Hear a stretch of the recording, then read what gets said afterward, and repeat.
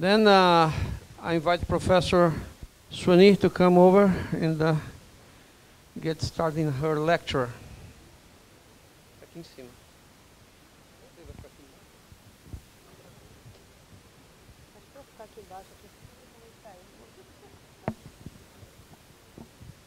Hi, good morning, bom dia, bonjour, buenos dias, what else? Guten Morgen, buongiorno, that's it. This is the best I can do. Okay, so here we are again, second day on bioenergy. And so yesterday we had very nice presentations from Professor Kinoshita from Hawaii, Professor Cortez from Unicamp, very nice discussions. And today, as we had showed yesterday, we are going to have two very important speakers, Professor Eric Larson from Princeton University, the famous one, and Professor José Luis Silveira from Unesp, the Vice Director of the Bioenergy program at Unesp. And also, more or less the same way we did yesterday, I'm going to give you a brief overview. Based on our discussions from yesterday and from our several questions and people interested in some more details, I did some updated in my introductory session, trying to answer a few questions. But anyhow, I will leave some time. I did a brief introduction, and then I will leave some time so we can have discussions and answering some questions about that. So we are going to talk a little bit about bioeconomy and bioenergy sustainability, and then we will have the main lectures. As we have discussed yesterday, the main issue related to bioenergy is that biomass can be used for several end uses, not only energy, but food, animal feed, chemicals, materials, and energy, of course. As we saw yesterday, the difference of this modern biomass and the traditional biomass is sustainability and efficiency. As we saw yesterday, when you use traditional biomass, we have huge losses and a few energy really being consumed for cooking and heating. When we go for modern bioenergy, we have very lower losses and more efficient process. But because we have all these others end uses, it's important to discuss the sustainability, and also it's a new area of research, bioeconomy. So bioeconomy is now being seen as an interesting option to diversify local production, and a very important issue for developing countries. I was participating in a recent workshop in Copenhagen during the European Bioenergy Conference, and there was a small side event about bioeconomy in different countries. And it was a very nice discussion on the perspectives of a bioeconomy. In fact, it's a new area. A lot of it still have to be done, but perspectives are very interesting, mainly because we can put together sustainability and development. We can add some value, a lot of value in rural areas because of the biomass production. And then we can, of course, put together bioeconomy and sustainable development. A few examples of what we could do, and it have been discussed here. For instance, when we have biomass, and mainly organic matter, traditionally we do anaerobic digestion to produce biogas, to produce electricity or heat, but we can also upgrade this biogas to produce biomethane And reforming biomethane, we can have methanol and fuels. So some examples of new uses of biomass. For instance, here in this study, we have a mapping of European Union showing the residues available in the region. So we can use these residues for different uses in the context of bioeconomy. Here we can see the potential of agricultural residues worldwide. We can see the huge amount of possible residues in Asia and also in South America and North America, mainly from the crop plantations. You see here sugarcane bagasse, mainly in South America, in the case of Brazil. You see here rice straw in Asia from rice production. Here in Brazil, our Bioenergy group has been developing in the recent past the Atlas of Bioenergy, which is funded by the Ministry of Mining and Energy, which shows the potentials of bioenergy produced from residues. For instance, electricity in sugar alcohol sector or biogas from different sources. You can find it in our site at internet. I showed you yesterday. More recently, from this Atlas of Bioenergy, several states in Brazil have used the same methodology to do their own state atlas. So, Alagoas, Rio Grande do Sul, Pernambuco, here what is Espírito Santo, they have used the same methodology developed to do their potential of bioenergy from residues.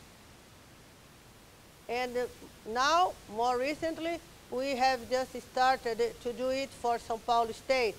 It's a joint project with SESP, which is a local utility in São Paulo, and then we are doing the Atlas of Bioenergy for São Paulo State.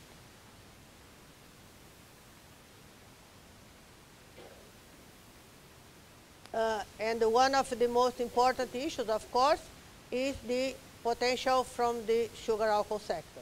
As you can see here, this is the state of São Paulo. We have this dot black point are the sugar mills in the state of São Paulo. And then we have a huge potential. We already have a lot of energy produced from them. I'm going to show you.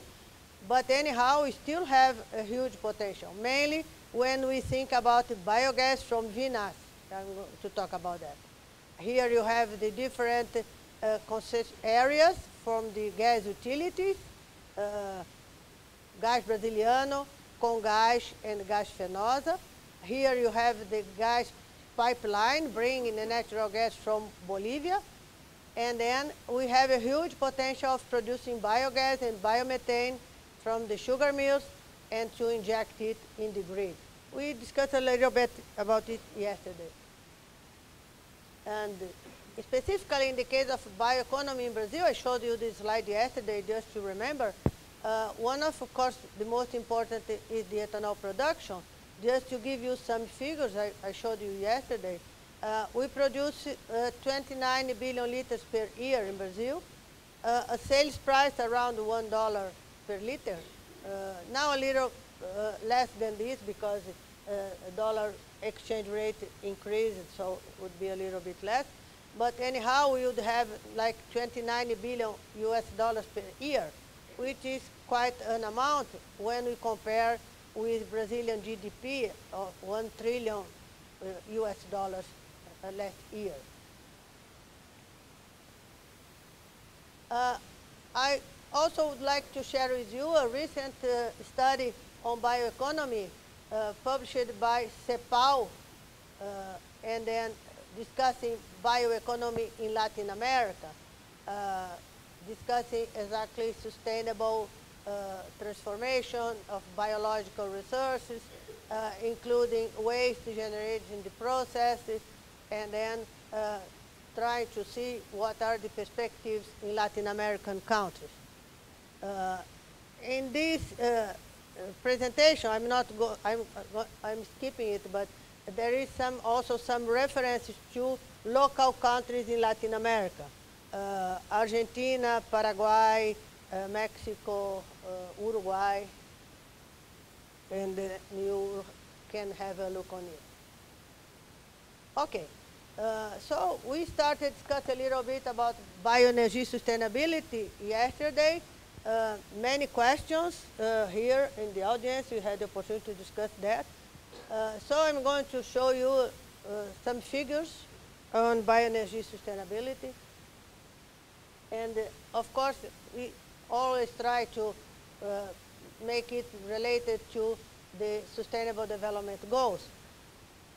At FAO, the Food and Agriculture Organization in Rome from the United Nations, there are several groups working on bioenergy sustainability, the GBEP, Global Bioenergy Partnership, and now they are also working on sustainability indicators, and also trying to put together sustainability indicators for bioenergy and the Sustainable Development Goals.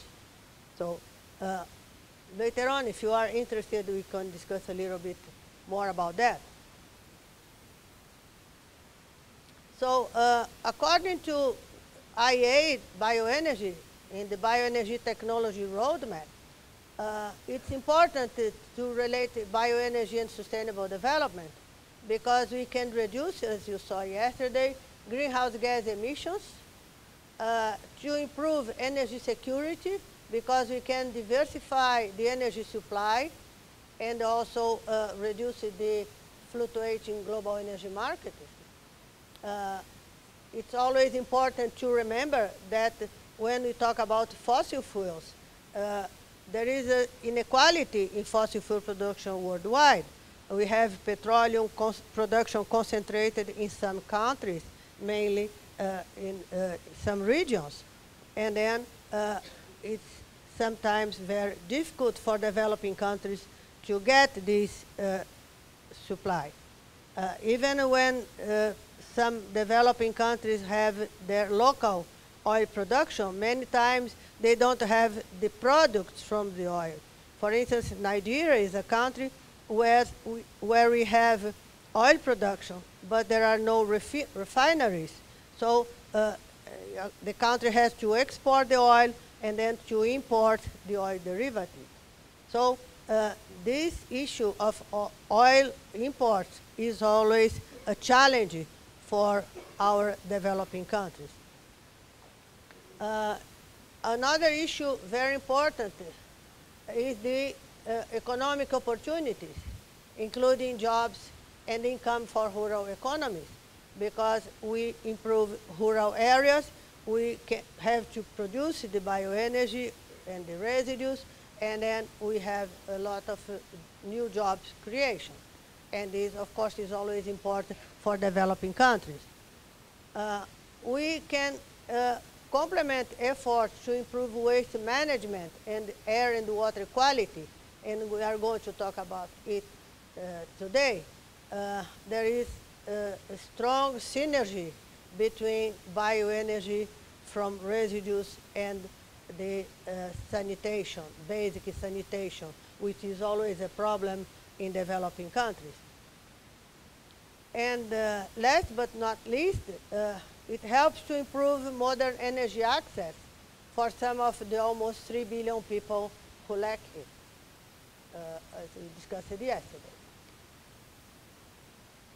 So when we talk about job creations, you can see from RAIN 21 that bioenergy has a lot of jobs, mainly in rural areas. You see here, compared with other renewables. And then because we have to produce the biomass.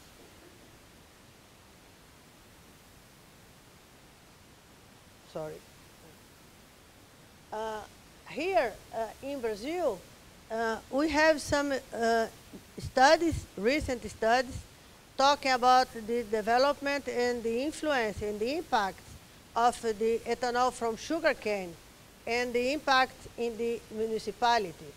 So this is a recent publication funded by FAPESP and developed by colleagues from the Agricultural School in Piracicaba, showing how the growth of sugarcane in Brazilian municipalities have a positive impact on the municipal gross domestic product per capita. The main results of this project dealing with the effect of sugarcane growth in the municipalities in the state of São Paulo shows that there was a 10 percentage points increase in the relation sugarcane area temporary crops, and then a municipal GDP increases $76 per capita.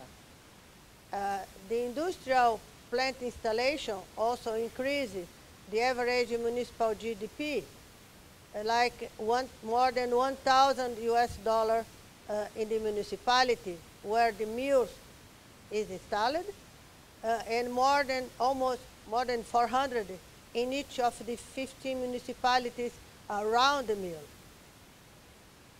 And considering timeline, 10 years after the mill installation in the sugarcane areas, the annual municipal GDP increased also more than $1,000 in the municipality where the mill is installed, and more than 300 US dollars in each of the 15 municipalities around the mill.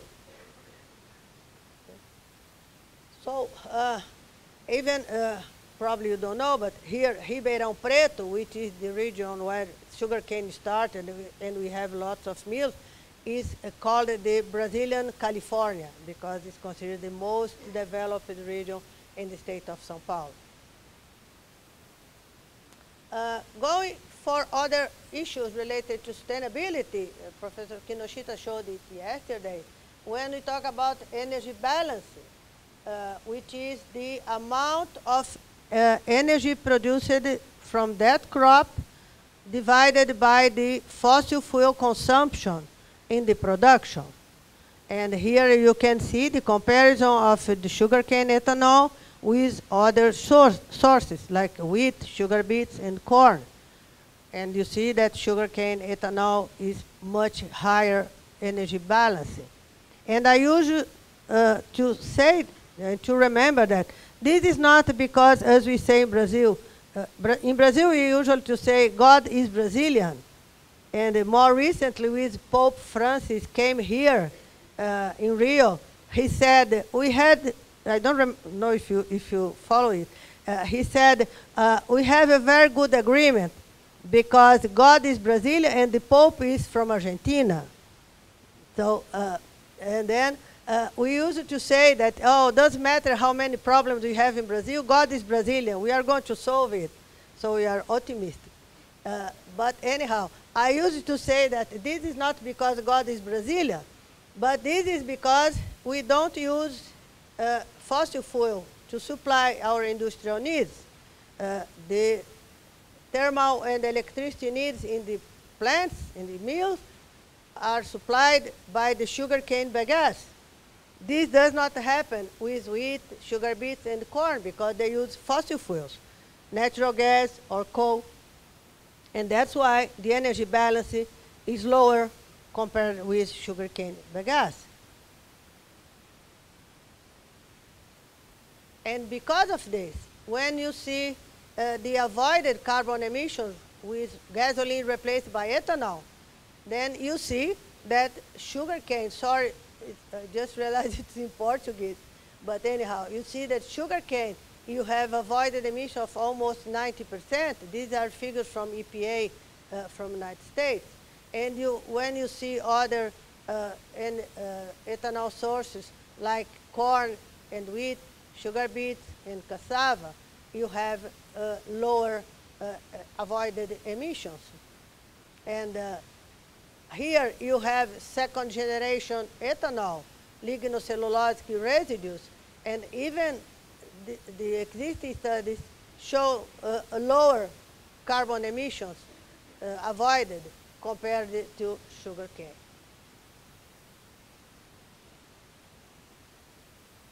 Also, a consequence of the good energy balancing, you can see here, these are figures from IRENA, the International Renewable Energy Agency. You can see the production costs of ethanol.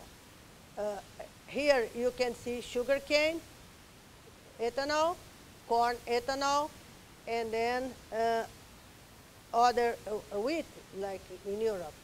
So you see that, in fact, the average production cost of ethanol is much lower when it's produced from sugarcane compared with the other sources. Here you have more detailed figures. Of course, you see, like as Cortez said yesterday, like an electrocardiogram. So you can have ups and downs. But anyhow, we have an average important small cost, production cost.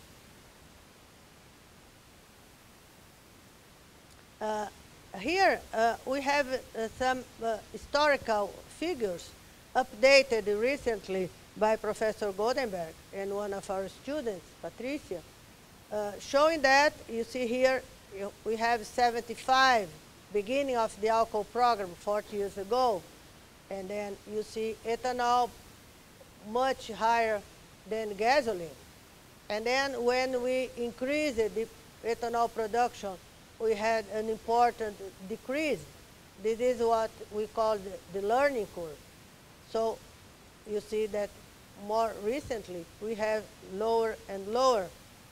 Of course, recently we had a small increase here because of several local problems that we had with ethanol production in Brazil. But you can see we have an important trend of reduction in production costs in Brazil. And this is an important experience that we always like to share with other developing countries, because in many times local governments in these developing countries are worried about the production costs, because sometimes the initial evaluation of production costs are very high, and many times the local governments are worried about, oh, but it's too high price, it's higher than gasoline, and what we should do. And then I think this Brazilian experience is important to show that when we increase the production, and we always have an important reduction cost. This happened with other renewable energy, as you are seeing here, like photovoltaic and wind energy. As Cortez showed yesterday, we have most of our sugarcane production in Center-South, which means Midwest, Center-West, and Southeast. You see here figures from one of the recent harvesting seasons. You have a small, I'm sorry. We have a small amount produced in North and Northeast, more or less 40 million tons of cane, mainly to produce sugar, to export, because here we are nearby other countries in North. And then most of it, more than 600 million tons of cane, produced in Center-South. And then in these areas, there is no irrigation. All this cane is rain-fed. We only have irrigation and fertilization with vinasse, which is a byproduct from ethanol production. So let's talk a little bit about water. People in general, it's a matter of concern. Water consumption, water quality, and then let's talk a little bit about that. Let's talk about water quantity, water consumption, how it's now in sugarcane sector, how is the efficiency, how we are doing progress in this water consumption, and then water quality. And then we are going to talk a little bit about water quality, and also not only sugarcane, but also the synergies of water quality and the basic sanitation. Here you can see some figures. In the 90s, the consumption in the industrial phase, because I just said that the agricultural phase is rain-fed, so there is no fresh water being catched, so it's rain-fed. So you can see that in the 90s, we had around 5 cubic meters per ton of sugarcane. And now we have some mills with less than 0.7 and more recently 0.6, 0.5. So almost 10 times less. You can see the reduction, 5, less than 2, more than 1, less than 1. Now the regulatory environmental agency of São Paulo established 0.85, and we have some mills with 0.7 and more recently 0.6, 0.5. Mainly because of water recycling and also higher efficiency in the water treatment. And another issue very important is that we don't have to wash sugarcane anymore, because we are going to see it. Our sugarcane is not anymore burned. It's green harvested with machines. So we don't have the manual harvesting. We don't have to burn the sugarcane. So it's much cleaner, the sugarcane. So it arrives in the mill, and it's not, the need for cleaning is not that much. And when it is necessary, it's cleaned with air. So the cane is not washed anymore. And another issue that also make this reduction to happen is that now the industries have to pay for water. In the past, the water was for free. They could catch from the river, for underground water for free. Now they have to pay for it. We have a regulatory agency, and this regulatory agency establishes the payment. And of course, when you have these economic issues, this is always an important issue. So you can see the trend. So the reduction of the water catchment, the use in the industrial phase.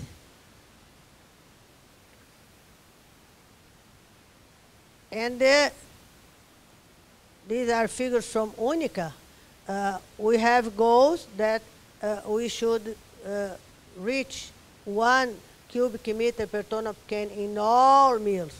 We have it in some mills, but the idea is to have it in all mills. You see here some mills below 0.7.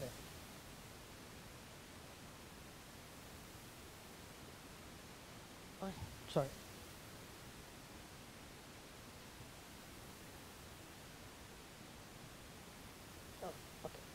So again, talking about the agricultural phase, as I said, most of the sugarcane in Brazil is no irrigate, just rain-fed. We have a recent assessment by ANA. ANA is the regulatory agency for water in Brazil. It's a federal agency. They did this recent assessment based on georeference mapping, and then they concluded that almost 99% of sugarcane crops is fertirrigate with vinasse. And there is no water discharge. Remember, vinasse is this byproduct from ethanol distillation, produced in very large quantities, from 8 to 12 liters of vinasse per liter of ethanol. And then it's used for fertirrigation.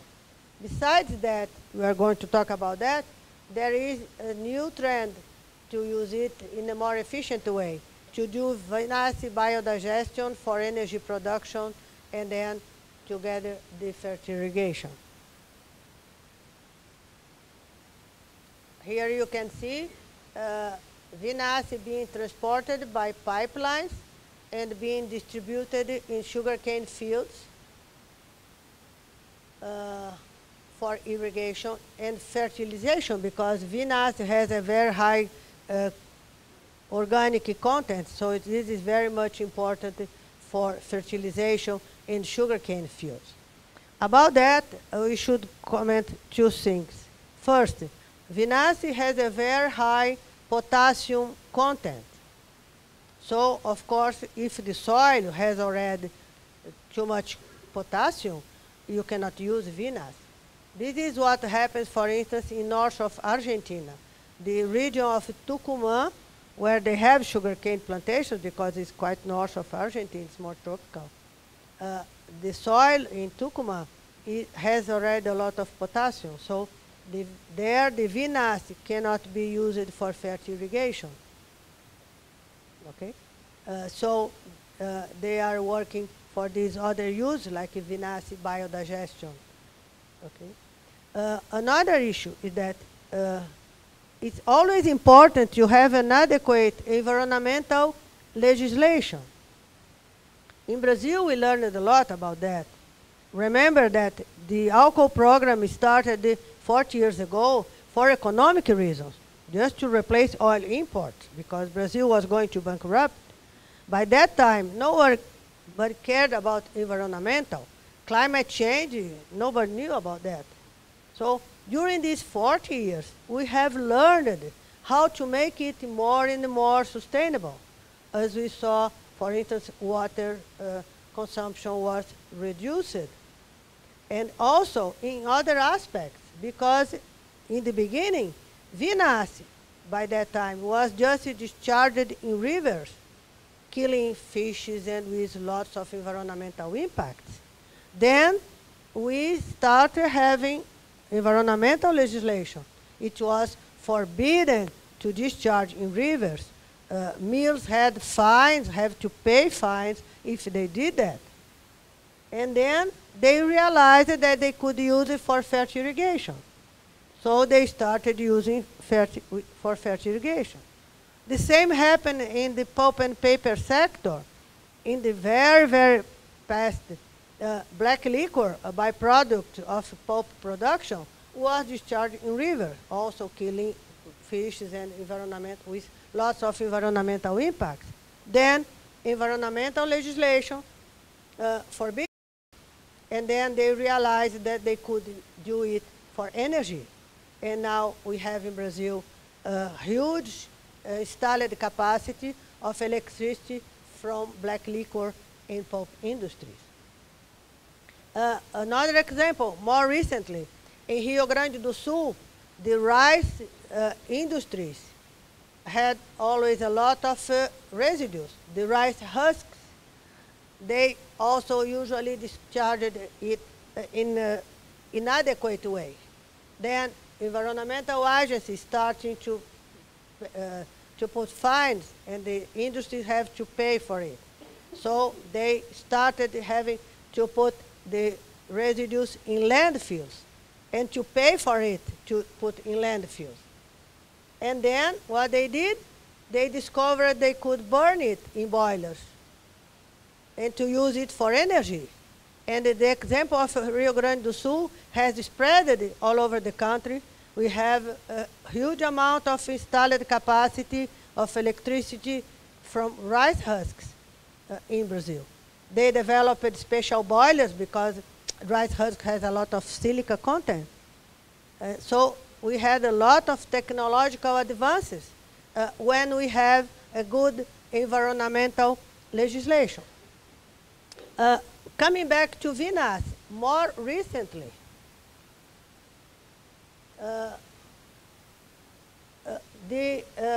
since we have the vinasse used for fertirrigation, the Environmental Agency of São Paulo State started also to control the amount of vinasse which was used for this irrigation because of the underground water, for not having contamination of underground water. So all mills in the state of São Paulo have to fulfill these requirements of the environmental agency controlling the amount of vinasse discharged in the fields. So here you have, this is the legislation for vinasse applications. It's in Portuguese, sorry, but this is the control. They establish the requirement for the disposal of vinasse.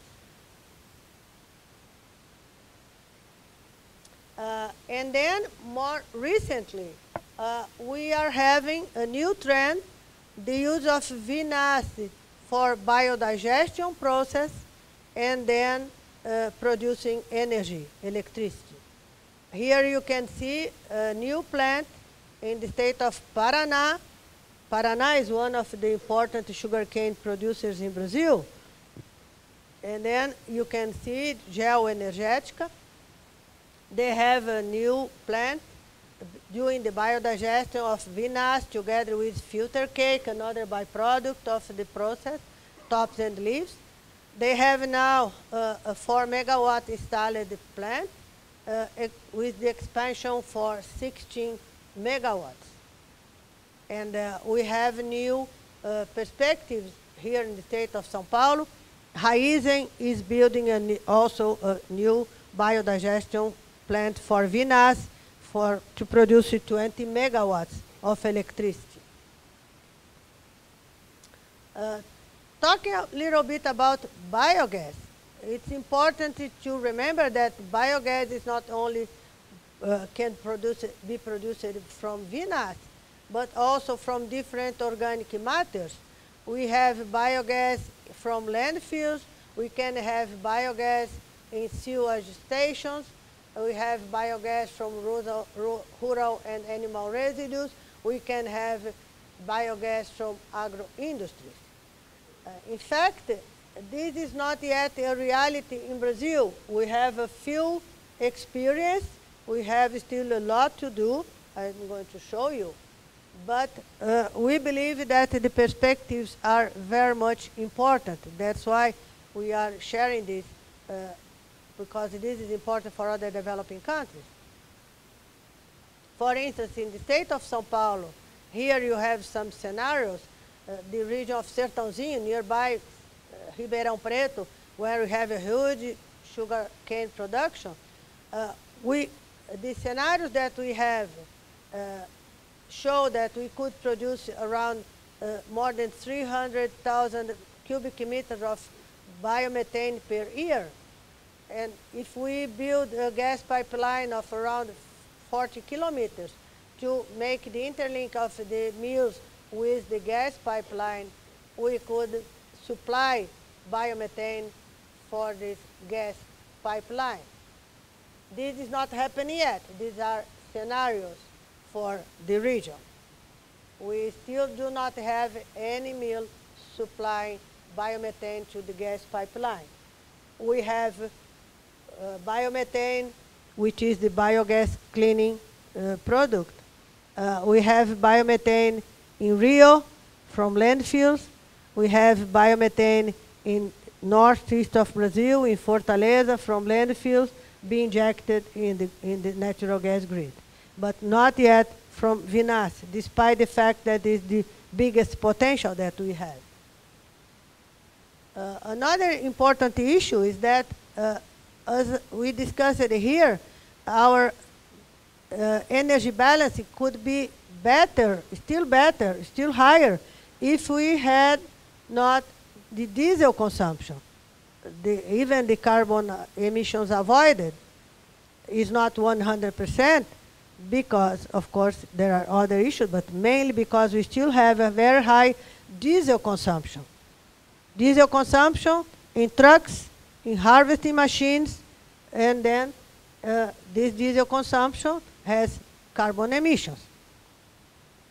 And it's very important, very high, the diesel consumption in this sector. So if we use biomethane from vinasse, we could replace almost 60% of the diesel consumption in the state of São Paulo, We could replace all the diesel consumption in the mills and even more in the state of São Paulo. So besides the more efficient use of vinasse, we could have the replacement of more fossil fuels, such diesel consumption in the state of São Paulo. Another thing, it's important to remember that even if Brazil produces oil and have refineries, we still import diesel oil. All our trucks and buses in the country consumes diesel. So the diesel consumption in the country is very high. So we import pure diesel in the country. So any new process replacing diesel oil is important not only because of carbon emissions, but also because of economic issues, because of our diesel imports. And I'm discussing that because this happens in many other developing countries. All these studies related to biogas and biomethane in the state of São Paulo are part of this new project that we are working now. In the context of this center, this is a new research center that we have here at the University of São Paulo. Exactly in this building upstairs here, we have this research center on gas innovation. If you have time, you can go there. You just go up the stairs and you'll see a very nice part of the building. This is the research center on gas innovation. It's a research center working on gas. This means natural gas, biogas, biomethane, hydrogen, and we have around 100 new projects from different groups at USP. Okay, talking a little bit about water quality. It's important to discuss the synergies that we have with basic sanitation. In Brazil, as in several other developing countries, unfortunately, we still have lots of problems with basic sanitation. In many municipalities, in different areas of Brazil, in poor regions, we still do not have the adequate collection and disposal of urban waste, both solid and liquid waste. So we still have a strong environmental impact of this inadequate disposal. We do not have always good experience to share with you. We always also have problems to share with you.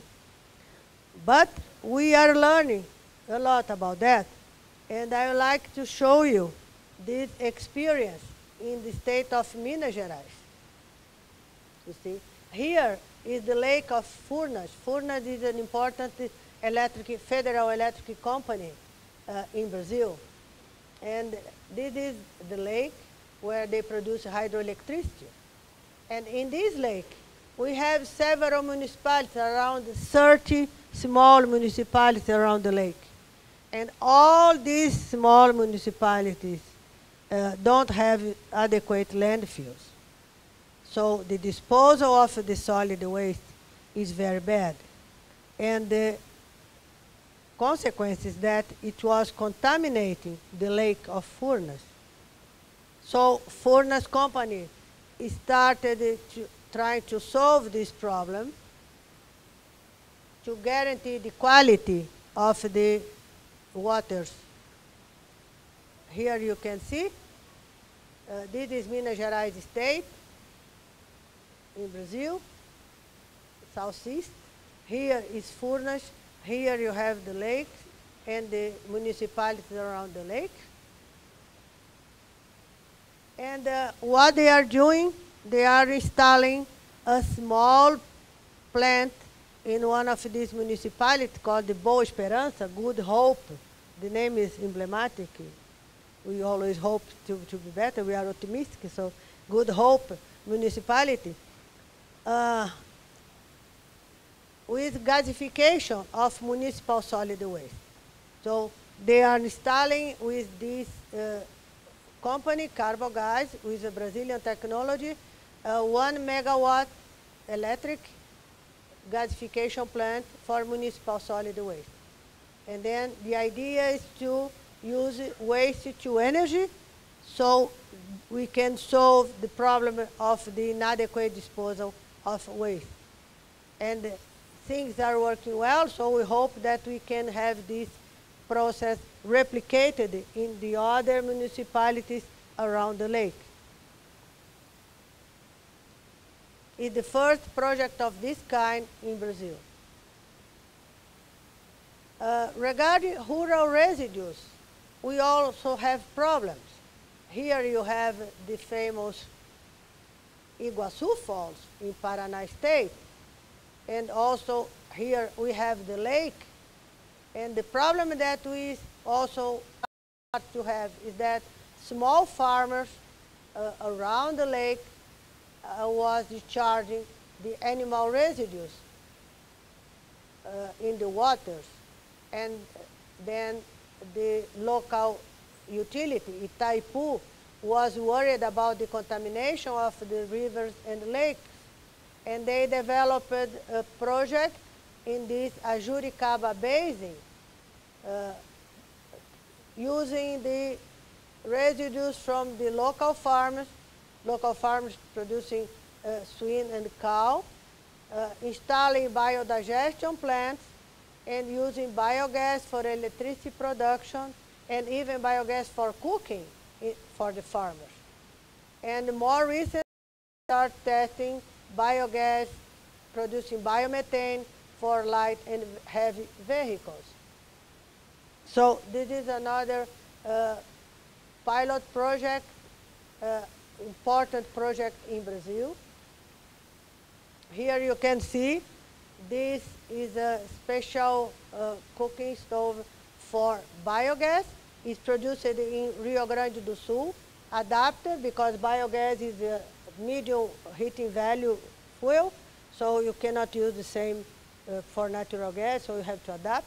This one is produced in Rio Grande do Sul. Here you have the vehicle running with biomethane, and here you have the thermoelectric with biogas.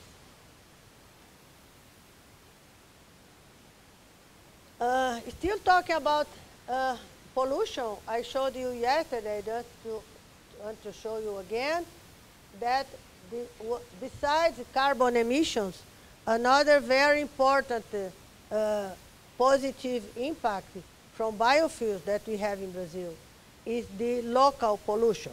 Today we are lucky because it's raining, our pollution is reduced, but we still have lots of pollution in big cities like São Paulo. And you imagine, we have half of vehicles running with ethanol and all our gasoline blended with 27% ethanol. So you imagine if we did not have that, it should be worse. And this study published at Nature showed that exactly when we had the lower ethanol consumption in the flexi vehicles, we had a strong increase on particulate in the city of São Paulo, okay, because of the higher gasoline consumption.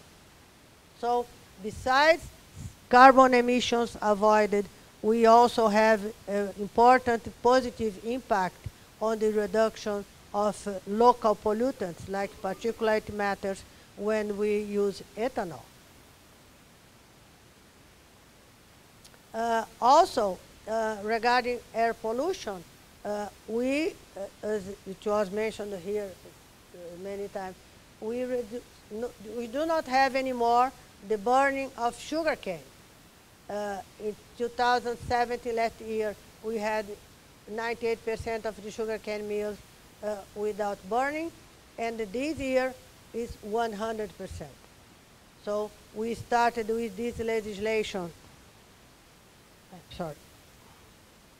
We started with this legislation in 2006, and we even had more an upgrade in this legislation because we started to have it shorted. You see here initially it was forecasted to happen only in 2021, and it's happening now. So we had it happening before. And now all our sugarcane is harvested without burning with these harvesting machines. Also, in other states like Goiás and Mato Grosso, we have similar legislations starting now and with scenarios that should be eliminated by 2024, like in Mato Grosso do Sul. This has two advantages. Not first, the reduction on air pollution, because the burn of sugarcane has a lot of pollutant emissions, but also the amount of residues, which is going to be much higher, and the possibility of producing electricity much higher. Here you have some figures for Brazil in recent harvesting season. These are figures from UNICA, the Brazilian Union of Sugarcane. Here in 2 years ago, 2016, we had 378 sugarcane mills in Brazil. Almost half of it, 44%, produced electricity surplus, which means they produced all the energy they need and more surplus. And the rest of it self-produces. And then you can see here, more or less, an illustration. You see here is the amount of electricity production. Here is the energy produced. So part of it self-production for the self-consumption, part of it exported to the grid. In this harvesting season of more than 600 million tons. If we talk about installed capacity, we have in Brazil 1 gigawatt of production from sugarcane bagasse. Half of it is for self-consumption, more or less. Half of it is for electricity surplus to the grid. And now there is a big discussion in the country because we also have these pilot plants for second generation ethanol. The big discussion is what's the best use for the residues from sugarcane. Are you going to keep using it for electricity? Are you going to use it for second generation ethanol? Or what are the best economics and what they're going to do? So there are lots of studies under development in this area. And finally, talking about land use, as it was said yesterday, Brazil is the big cattle producer. Here you can see some figures for land use in Brazil. This is the total area of Brazil, 850 million hectares. Half of it, more or less, is Amazonia and rainforest. We have 350 arable land, and here you have different crops. And you see here,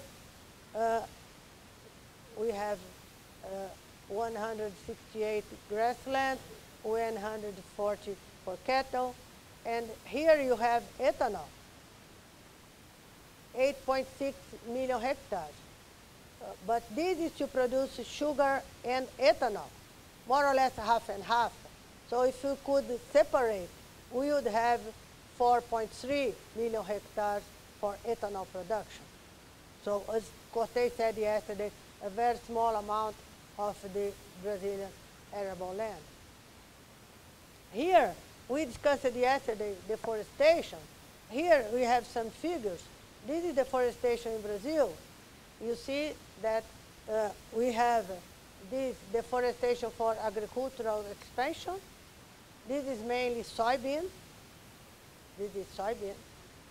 Deforestation for livestock expansion. So most of our deforestation is because of that. So it's not related to sugarcane. And here you can see a study that we did, our group did, together with the Secretary of State of Sao Paulo, having a look in a recent trend. During this period, from 2001 to 2008, we had a huge expansion of sugarcane in the state of São Paulo, occupying areas which were previously used for cattle. And then we were very worried that we could be pushing these cattle for other areas and making deforestation in Amazon with an indirect effect. So we followed this during this period, and what we realized is that the amount of the cattle heads was more or less the same.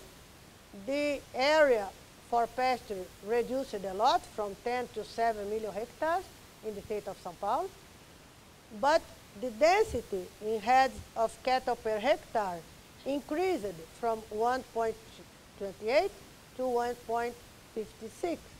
So there was a trend for more intensive use. Of course, it's still extensive because, as Cortez said, these cows are very lonely, so it's too much area for one cow. But anyhow, we had this trend of a more intensive use. And if we do some scenarios for Brazil, thinking that these 170 million hectares using 170 million heads with a density of less than 1 cattle per hectare, if we could reach the same efficiency of São Paulo state, we could have a viability of 60 million hectares available for both biofuels and food. We just need to have a more efficient cattle raise in the country. And this is what, as Cortez said yesterday, the agroecological zoning of sugarcane did. This is the one for São Paulo, and then the more recent one for Brazil, showing the areas available for sugarcane plantation, and of course protecting Amazon, Pantanal, rainforest, Atlantic rainforest. Of course, all these issues are important because, and these are recent studies published in the Global Energy Assessment, where Eric Lasso and myself contributed. Here you can see the comparison of biofuels. That's why we always say that biofuels must be sustainable. If we don't have it produced in a sustainable way, we can have problems. Let's understand a little bit this complicated figure. Here we have fossil fuel, the average emission. Here you have different biofuels. Here we have the carbon emissions, and here we have the additional emissions from land use change. And you have different studies on each one. In average, you can see this is ethanol from corn. You have these studies from California Board, EPA, other NGOs. And this is a very controversial study from researchers searching it, because he considered that if we are going to make deforestation to plant biofuels, of course, if we are going to make deforestation to make biofuels plantation, we have a lot of carbon emissions. That's why we cannot do deforestation for biofuels plantation. When you come to ethanol from sugarcane, you can see lower values compared to corn ethanol. But also you have to do it in a sustainable way. Otherwise, you can have additional carbon emissions. You see here biodiesel from soy with very important emissions from land use because of soy expansion. And here other biofuels, ethanol from sugar beet, from wheat, biodiesel from palm oil, rapeseed, sunflower. So if we do not do it in a sustainable way, of course we can have carbon emissions higher than fossil fuels. But if we do it in a sustainable way, we can have lower carbon emissions, lower than fossil fuels. Finally, just to let you know some recent studies with more detailed information that you can access and have a look. This is one of the recent theses at São Paulo School, here, at the University of São Paulo, discussing soil quality related to land use change for sugarcane expansion in Brazil. This is a master thesis comparing sugarcane, corn, and sorghum in a mill in Brazil, because we have now, as Cortez said, some mills in Mato Grosso do Sul, producing ethanol from sugarcane and corn and sorghum. And so this study compared this. And important to say that the corn ethanol production do not use fossil fuels. They use wood from planted forests in the boilers.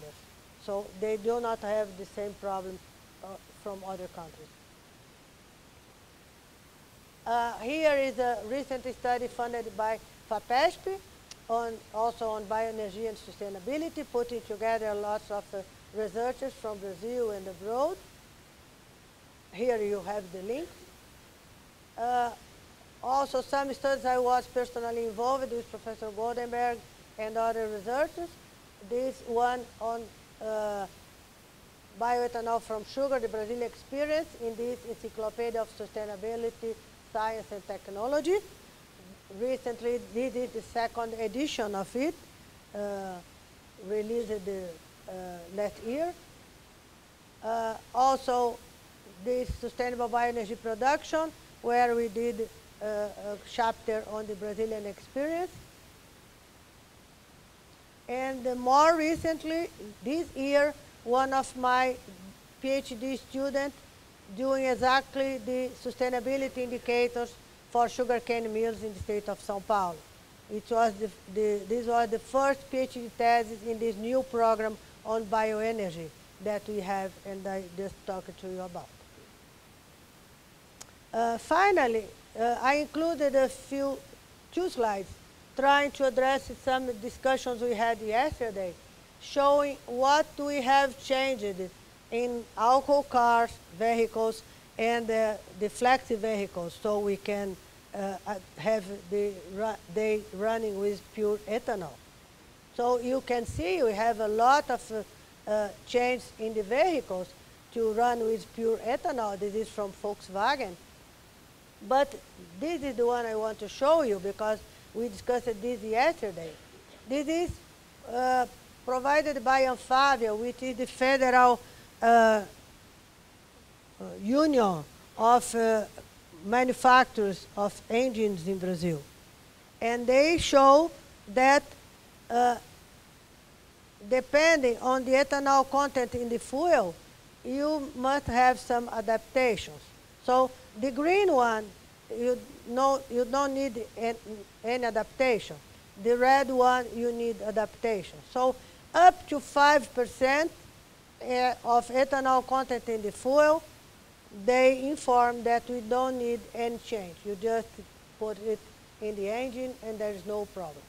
Up to 10%, if you have fuel injection, or not so much old cars, you also can have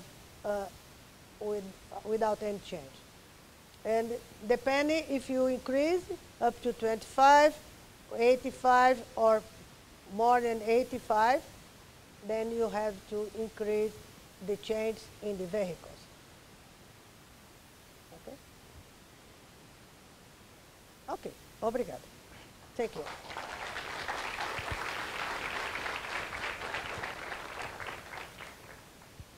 I talked a lot, but we have some time.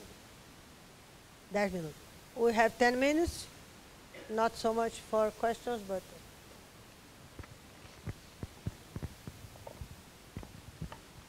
Good morning, Jairo from Colombia.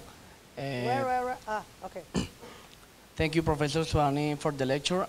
I would like to know regarding to the municipality solid waste plant in Minas Gerais, what is the process of the recycling process? It is done in the source, is a source separation, or is done in the plant? Well, in Brazil, we do not have the recycling in the households because we do not have the collection with recycling. So what we have is that in several municipalities, we have local workers working with the recycling. So we have several cooperatives, and then we have the workers doing the recycling. So in all these plants, is a good question because I forgot to talk about that.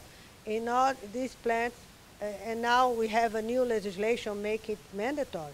We have to include recycling, and then all these plants have these cooperatives of workers doing the local recycling. Okay?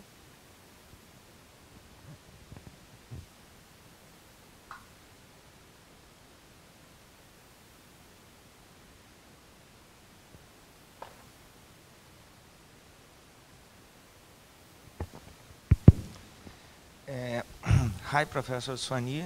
I'm Daniel from Brazil. I would like to know your opinion about the Renewable project program, the national policy for biofuels, especially for the opportunities for biomethane, not related to the sugarcane industry.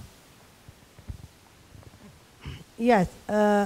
This program, Renewable, approved last year and already signed by federal government, is considered a very important program to increase and to incentivize the efficient biofuels. It was mainly driven by the sugar sector, sugar-alcohol sector, thinking about ethanol, but it's, the objective is all biofuels.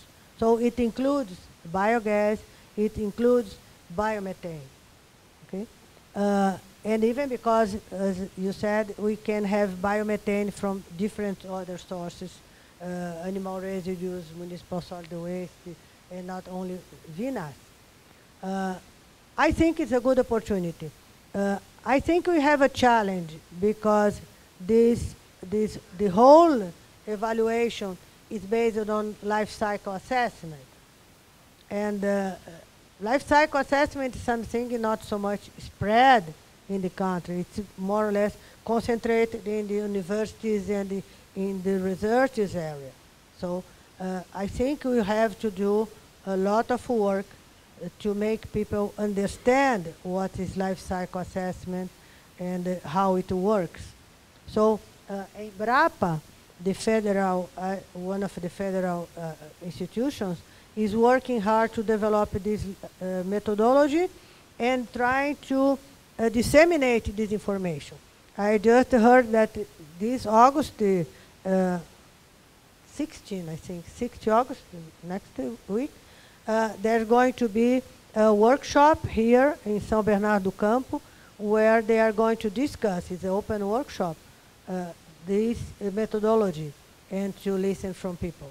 So I think it's going to be a good opportunity, but we still have to work a lot to make people understand and to make people do it in the right way.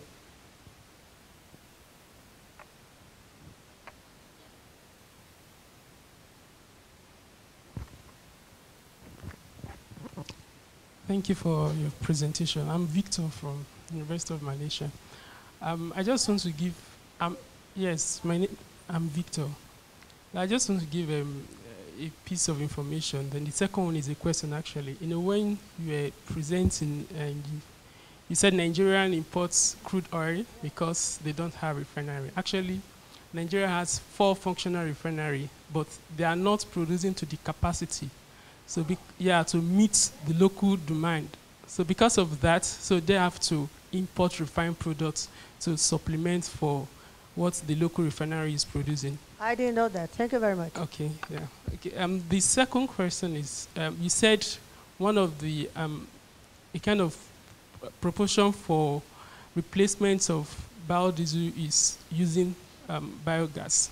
Now I want to, there are issues with biogas production. It's not, in terms of production rates, it's not as fast as production of biodiesel. So what is the viability of, in the long term, what is the viability of achieving such vision? First, thank you for the information. I didn't know that. I have to update my files. Second, in fact, at least in Brazil, we have still lots of challenges. The technology is quite well known.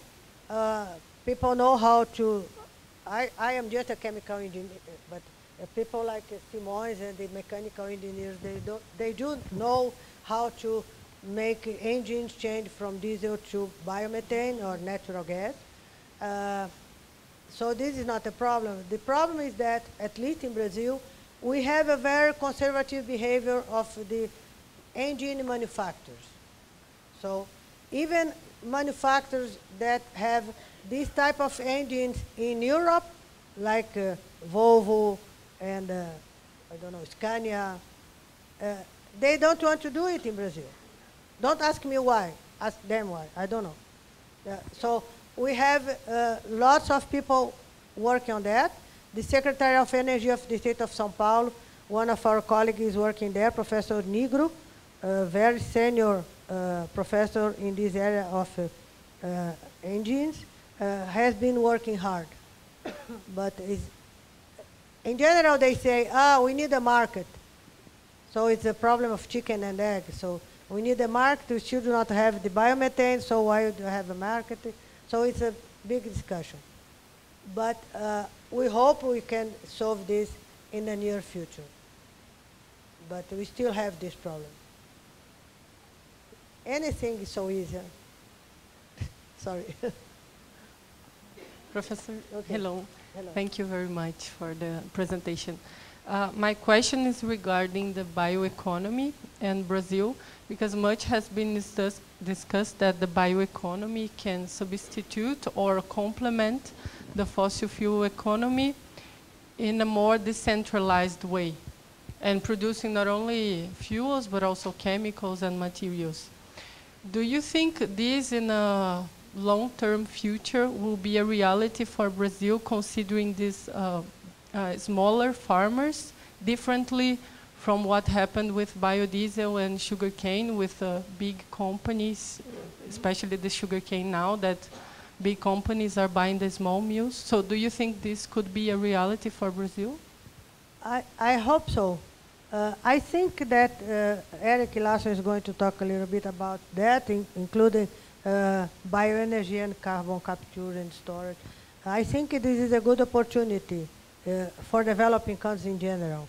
I didn't have time to go into more details for different countries in Latin America, but I have in the presentation, and you will have it. I think another issue that important experience that we have in Brazil, and the people in general do not know about it, and Monica knows that better than me, she's my doctoral student in this area, is the use of charcoal. In Brazil, we do not use, charcoal in general is seen as being used in households in an efficient way, like firewood. But in Brazil, as you know, probably know, we use charcoal in the iron and steel sector. So a large part of our iron and steel sector do not use mineral coal, use charcoal with good advantages on emissions. So, and this is something that in general people do not know in other countries. I was recently in Copenhagen in the European Biomass Conference, and I saw some students from European countries saying, oh, we are going to replace coal by charcoal, and doing lots of studies in economics and so on, seeing how they could replace. And when I discussed it with them and I told them that we do that in Brazil, they asked, oh, you are just starting. I said, no, we do it for 50 years or so, or something like that. If you see our energy balance, you see that for a long time, the iron steel sector already uses charcoal from planted wood. So I think it's a good opportunity. I really agree. Thank you. I think we don't have time. One last, because Professor Simões is already watching me. Okay, the last one, please. Okay, this one is regarding to the last slide that you showed. Colombia from this year is using 10% of ethanol in gasoline. Well, I don't know what is the topography of Brazil, but for example, in Colombia, when it started the natural gas conversion, sometimes the performance of the car was pretty different at sea level compared to Bogota at 3,000 meters. So I can imagine. I was in Bogota and I almost died because too high. No, just kidding. No. I survived very well. So the question is, that slide that you show is taking account the height of the how to say that? Yes. Well, we don't have this problem in Brazil. We do not have so high altitude. We have in São Paulo here, we have Campos do Jordão, it is 800. Now we are 800, and Campos do Jordão is 1,000. So this is the maximum we have. So, but of course, you have to take care. Just to try to answer you, I had a student here from Nepal. And then he was evaluating based on this study that we do now, he was evaluating the perspectives of biogas in Nepal to replace firewood, the traditional biomass.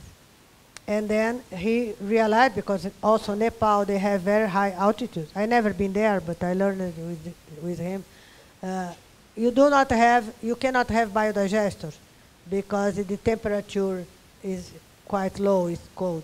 So he had to divide more or less Nepal in areas. The lower altitudes, they put the scenarios of biodigester. The higher altitude, they try to use LPG. So this is a problem. We do not have this in Brazil, but I understand it's a problem. I have been in Bogota a couple of years ago. I went there to give some speech, and the first day I just stayed in a hotel, sleeping, trying to recover from the altitude. But everything ran well. Thank you. Okay. I think we are on time. Thank you very much. I'll be around for the coffee, and after the coffee break, we'll come back to Professor Eric Larsson.